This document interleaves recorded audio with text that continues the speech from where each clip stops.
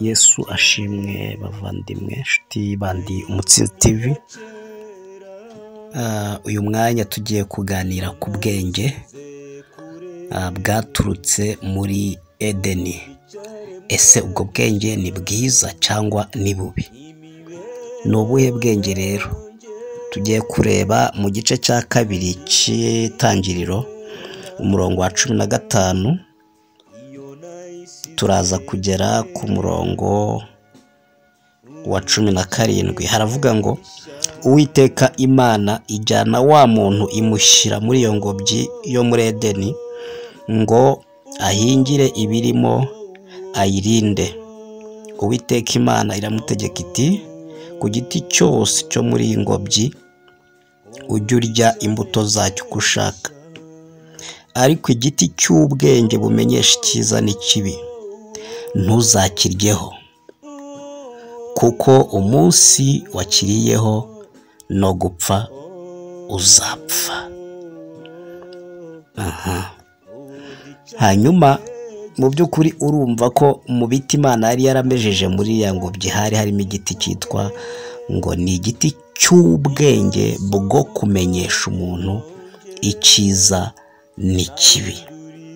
Hanyuma babuza kukiryaho, arababwira ngo nimukiryaho no gupfa muzapfa. Tuza kubona nanone rero ikintu cyabayeho. Haje kubaho ikibazo cy'uko ba bantu bataje kurinda rya sezerano bagiranye n'Imana, ahubwo bikarangira bariye kuri cya giti. Ese byaje kugenda gute? Dore uko byagenze kugira ngo barye kuri icyo giti. Iyo usomye igice cya 3 umurongo wa 4 haravuga ngo iyo nzoka ibwira umugore iti, gupfa ntimuzapfa, kuko Imana izi yuko ku munsi mwaziriyeho amaso yanyu azahweza, mugahindurwa nk'Imana, mukamenya icyiza n'ikibi. Uwo mugore abonye yuko icyo giti gifite ibyo kurya byiza, kandi ko ari ik'igikundiro, kandi ko ari icyo kwifuriza kumenyesha umuntu ubwenge, asoroma ku mbuto zacyo arazirya, aho n'umugabo we wari kumwe nawe arazirya. Amaso abo bombi arahweza, bamenya yuko bambaye ubusa, badoda ibibabi by'imitini biremeramo ibicocera. Reba mu by'ukuri Imana ibwiye Adamu na Eva ati, iki giti nimukirya no gupfa muzapfa.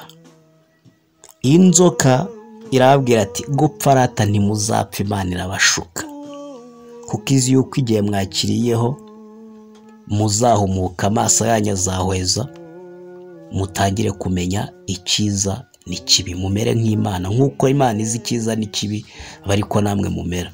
Hanyuma umugore yumva ko ibyo bintu ni iby'ubwenge, arangije arasoroma ararya, ashyira n'umugabo, bombi bararya.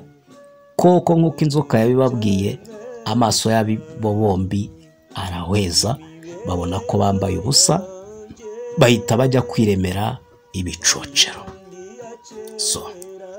Ese ari Imana yavuze ko bazapfa, na Satani wavuze ko batazapfa? Ninde wabeshyaga hagati aho?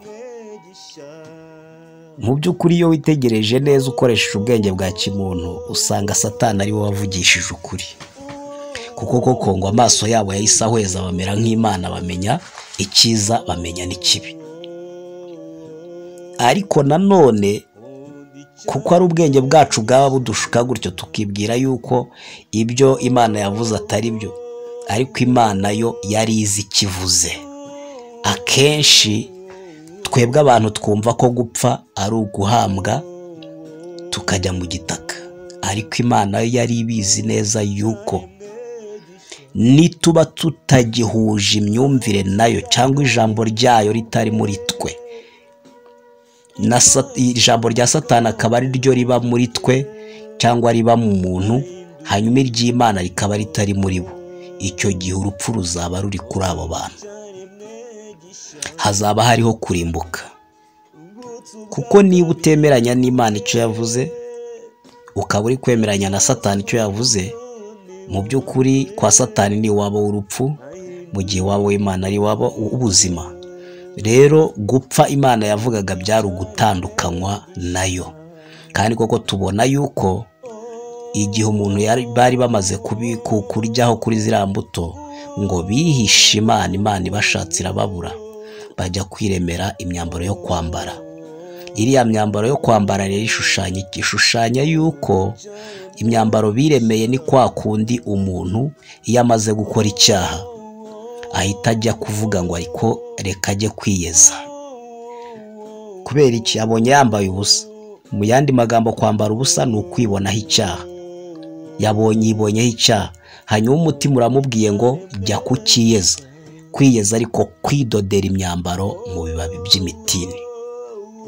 Bisobanuye iki rero? Bisobanuye yuko niba Imana atariyo yakwambitse, niba gukiranuka ufite atari ukw'Imana, ukaba ufite gukiranuka kwawe ariko kwidodera ibicocero cyangwa kwisabira imbabazi no kwiyeza, mu by'ukuri bizajya bigukoza isoni. Ko tubona yuko icyabayeho ngo bambaraga bya bibabi by'imitini, igihe cyagera izuba rivuye bikongera bigacika, bakongera bakajya kudoda.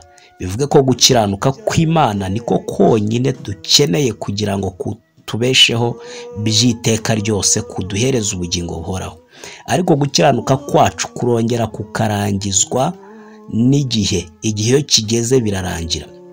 Niyo mpamvu uyu munsi ucumura ugasaba imbabazi, ejo ukongera ugasaba imbabazi ukagira ngo ntuzabisubira, bikazarangira ugaragaye kuri umunyabyaha bihe byose. Ariko umuntu ufite gukiranuka kw'Imana, afite uwakiriye agakiza cyangwa wakiriye Kristo ari we gukiranuka kw'Imana, uwo ngo afite ubugingo buhoraho, ntabwo akeneye kwiyeza. Yahawe agakiza k'iteka, agakiza kadashira, kugira ngo umwizera wese atarimbuka, ahubwo ahabwe ubugingo buhoraho. Murakoze cyane, turongera vuba.